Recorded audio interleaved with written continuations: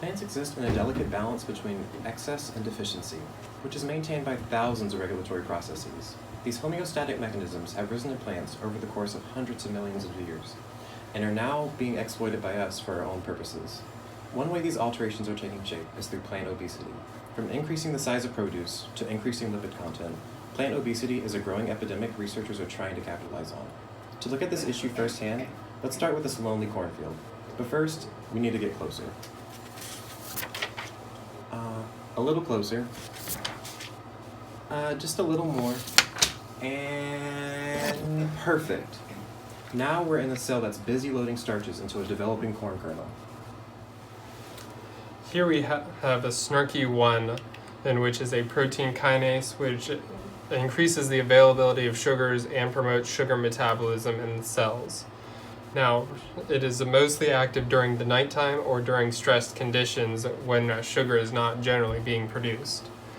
Now, when SNRK is active, it promotes enzymes like invertase and amylase.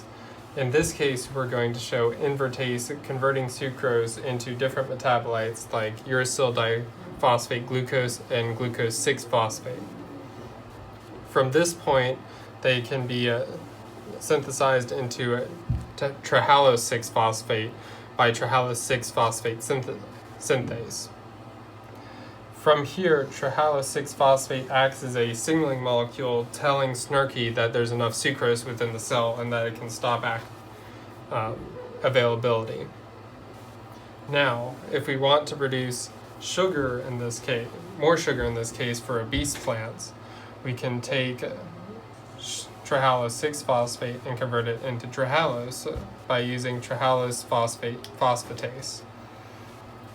Now, trehalose phosphate phosphatase is also able to be active during stress conditions, which also tell SNRK1 to be even more active, increasing our grain yields in crops. Alright, that's one way in which plant obesity is being induced in grain crops. Since we looked at such a complex pathway, let's take a moment to smell the flowers and reflect on what we've learned. Alright, that's enough time, we've only got 5 minutes. Now, we can look at a neighboring soybean field where plants are hard at work loading lipids into their developing seeds. But first, we have to get closer. Again. Now let's zoom, zoom, one more, zoom, and now we're in a soybean cell where lipids are actively being produced.